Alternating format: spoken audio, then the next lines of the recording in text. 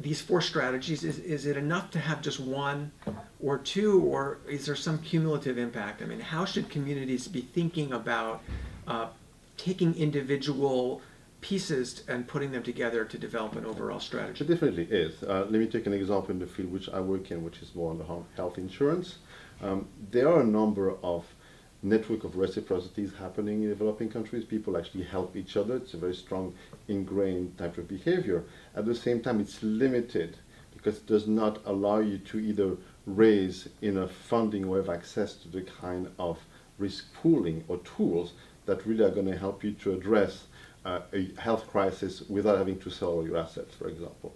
So it's going to be a behavior, a combination of dealing with using your network, but also have access to products like health insurance and also policies in terms of an environment, a regulatory environment that actually supports the existence of those products.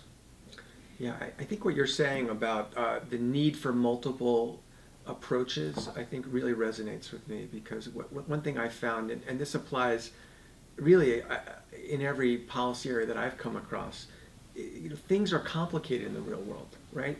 And they require, people are complicated, and communities are multifaceted, and regions are multifaceted.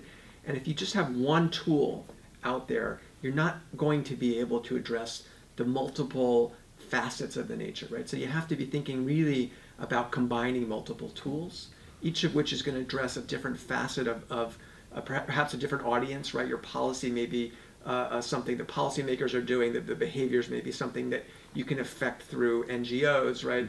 Mm-hmm. The networks are things you have to sort of intentionally create, but you can also build on existing networks, right? Families and mm-hmm. Kinship networks mm-hmm. and village ties. So this is something certainly that we're trying to do on the housing side, is think about not just what's the single killer policy that's going to help ensure that everyone has access to decent, safe, and affordable housing, but what's the combination of different approaches that really can make a difference? Yeah.